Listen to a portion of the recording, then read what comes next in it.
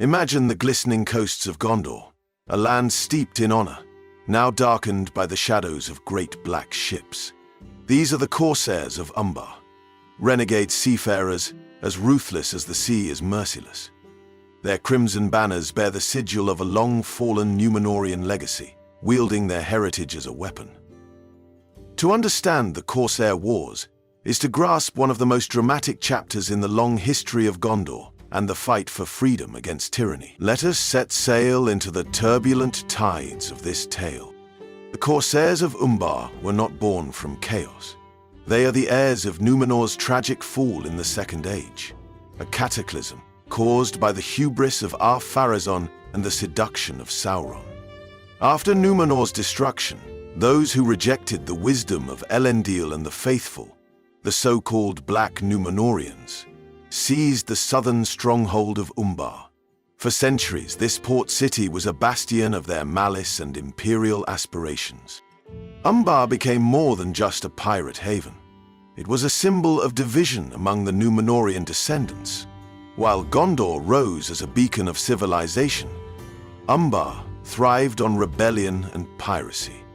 Its corsairs raided far and wide, becoming an existential threat to Gondor, and their activities culminated in numerous bloody conflicts during the Third Age.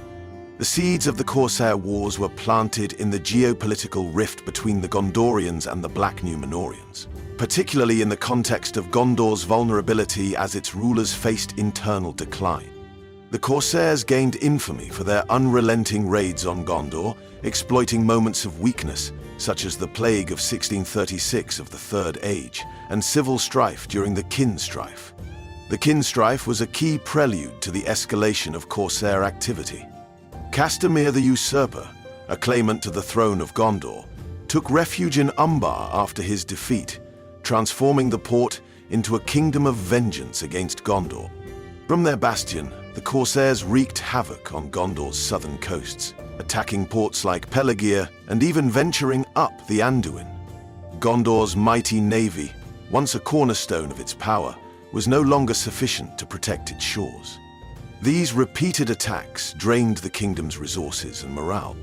By the late Third Age, the Corsairs of Umbar had transformed into one of Gondor's most dangerous adversaries. Their black-sailed ships, described as vast and menacing in Tolkien's writings, carried crews of Black Númenóreans, Southrons, and other mercenaries. This period marked the height of their terror, particularly in the 29th and 30th centuries of the Third Age. The most infamous of these raids occurred during the reign of King Minardil. The Corsairs, under the leadership of Angamite and Sangayayandor, descended upon Pelargir. This raid was not a simple act of piracy, but a deliberate assassination of the king himself. It marked a grim moment in Gondor's history, underlining the Corsairs' intent not merely to plunder, but to destabilize Gondor's rule entirely. The implications of this attack were profound. Pelargir, Gondor's chief port and a symbol of its maritime prowess, was desecrated, signaling Gondor's diminishing power in the south. The psychological blow to the realm was immense, as it became clear that Gondor was no longer impervious to foreign threats. The Corsairs capitalized on Gondor's internal struggles, exploiting moments of succession crises or border conflicts to strike with devastating precision. The loss of Pelargir as a secure base also allowed the Corsairs to exert dominance over key maritime trade routes. Merchants from Harad and the southern lands, coerced or allied with Umbar, enriched the Corsairs' coffers, enabling them to build larger fleets and maintain their war machine. Tides began to shift against the Corsairs in the latter days of the Third Age, and much of their decline can be attributed to Aragorn under the guise of Thorongil, in one of his many exploits before the events of the Lord of the Rings. Around 2980 of the Third Age, Thorongil led a daring naval assault on Umbar itself, and the last counterattack failed to stop the wolves in time. Thorongil's fleet attacked under the cover of darkness, burning the Corsairs' flagship and sinking many of their warships.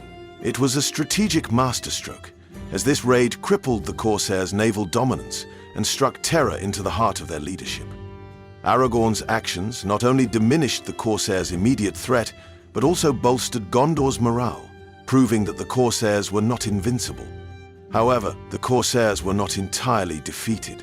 They regrouped, albeit with less strength, and continued their raiding into the early days of the War of the Ring.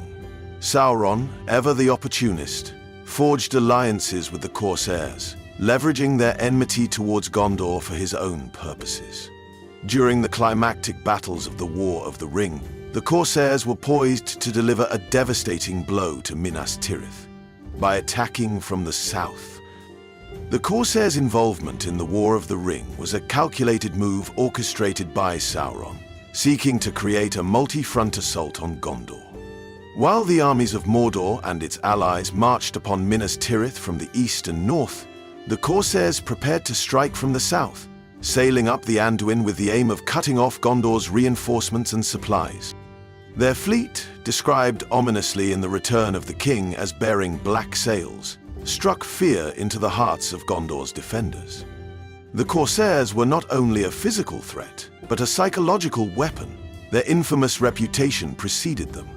The very sight of their ships was designed to instill despair, especially when Gondor could spare few resources to counter such a massive naval threat. It is here that the brilliance of Aragorn's strategy is revealed once more. After securing the allegiance of the dead men of Dunharrow, a cursed host bound by an ancient oath to aid the heir of Isildur, Aragorn led a swift and decisive assault on the Corsair fleet near Pelargir. With the aid of the army of the dead, who caused unparalleled terror among the Corsairs, Aragorn captured the fleet and turned it against Sauron's forces. This pivotal moment during the Battle of the Pelennor Fields allowed Aragorn, along with reinforcements from southern Gondor, to arrive at Minas Tirith at the perfect moment, breaking the siege and turning the tide of the war. The Corsairs, who had long plagued Gondor, met their ultimate end not at the hands of mighty armies, but through the fulfillment of a long-forgotten curse. This resolution poetically tied the Corsairs' downfall to the lineage of Númenor, from which they had once sprung. The Corsair Wars were far more than a series of battles. They encapsulated the enduring struggle between light and shadow that defined Tolkien's legendarium. The Corsairs were a living reminder of Númenor's fall and the seductive power of pride and greed. Their history is steeped in themes of betrayal, as seen in their alliances with Sauron, and the idea that unresolved oaths and legacies of past ages could haunt the present. From a geopolitical perspective, the wars demonstrated the fragility of Gondor's dominion. The southern regions of Gondor were often neglected, as the kingdom focused on its northern borders, leaving fertile ground for enemies like the Corsairs to thrive. This neglect not only weakened Gondor's unity, but also highlighted the consequences of failing to secure the peripheries of a vast empire. The Corsairs' story also serves as a narrative bridge, connecting the mighty Númenorian Empire of old with the more precarious Third Age kingdoms of Gondor and Arnor. Through their actions, Tolkien subtly critiques the dangers of colonial arrogance and the misuse of power, as the Corsairs embodied the darker aspects of Númenor's legacy. In the next section, which ends this chapter of Nolan's School and summarizes, in the end, the Corsairs' fate, destroyed by the very descendants of the faithful whom they sought to oppose, reinforces Tolkien's themes of redemption and the ultimate triumph of good over evil, no matter how long the struggle may last. The Corsairs of Umbar are more than just antagonists in Middle-earth's geopolitical drama. They are a rich symbol of Tolkien's recurring themes of legacy, corruption, and the tension between destiny and free will.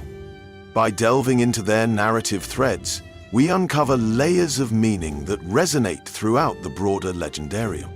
The Corsairs are a living testament to Númenor's fall, a cautionary tale that reverberates into the Third Age.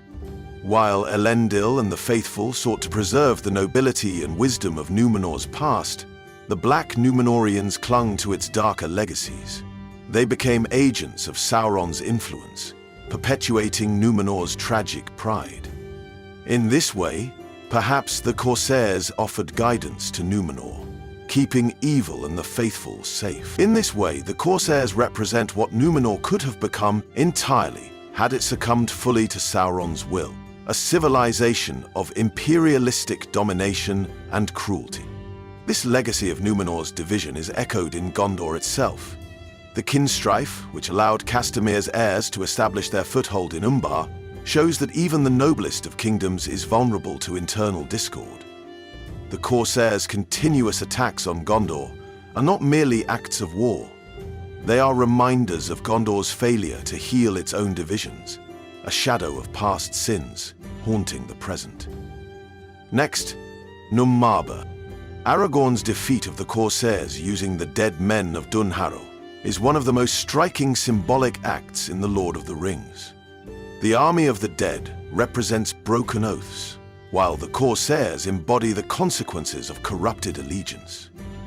When Aragorn commands the dead to fulfill their ancient vow, he simultaneously redeems the unfulfilled promises of Numenor's past and uses them to vanquish its dark legacy. This moment is deeply cathartic, as it ties the Corsairs' defeat to themes of justice and renewal.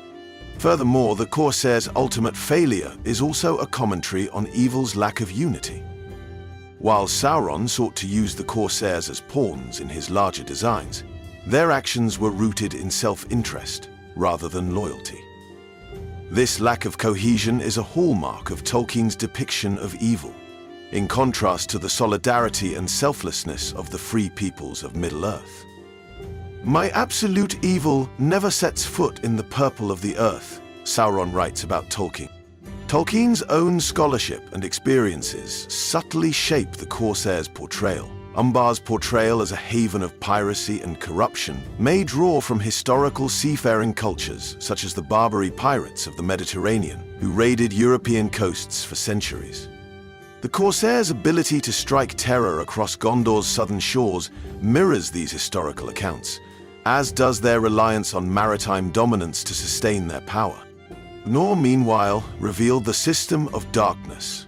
While our Praetorian captives cannot travel back in time, the Corsairs' rebellion can be read as a cautionary tale of neglect and overreach.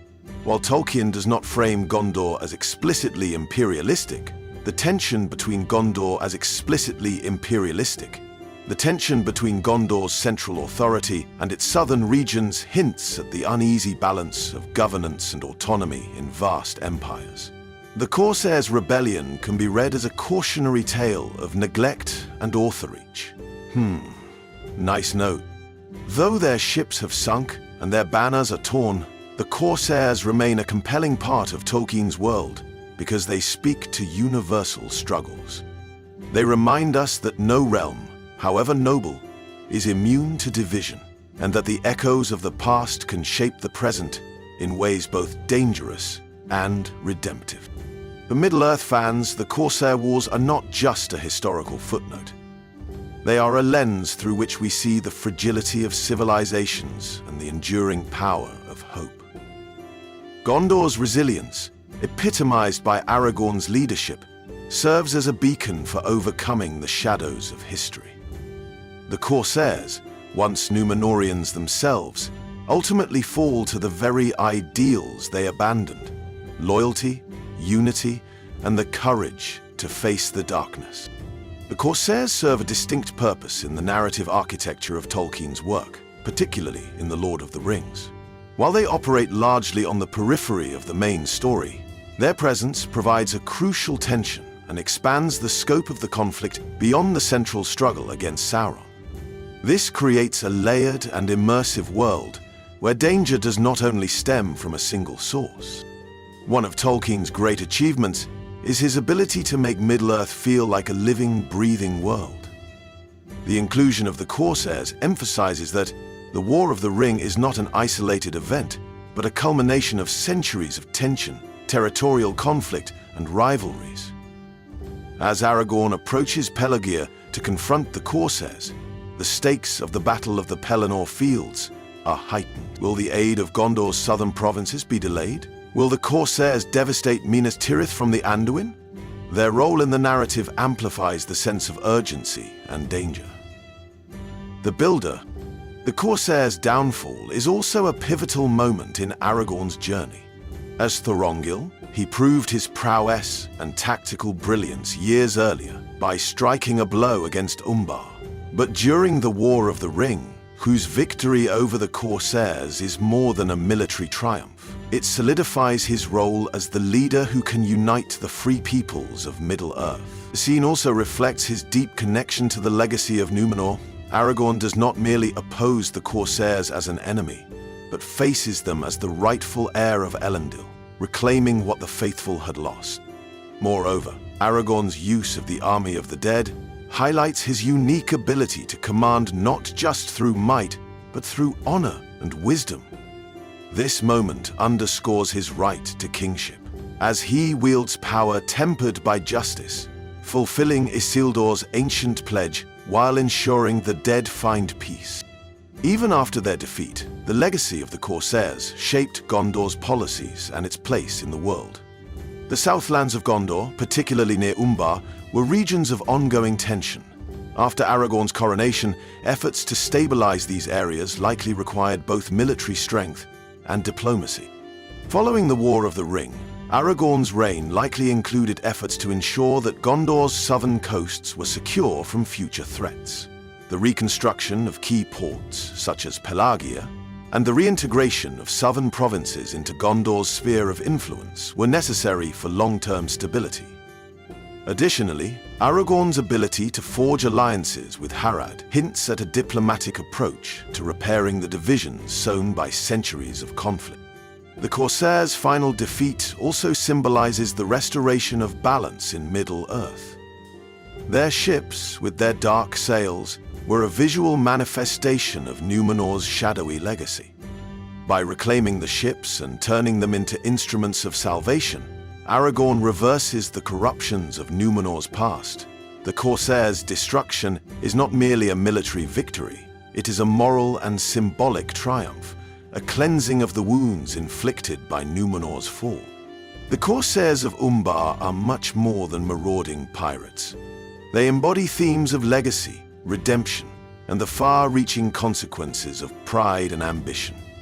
Their wars against Gondor remind us that the struggles of Middle-earth are as much about internal divisions as they are about external threats.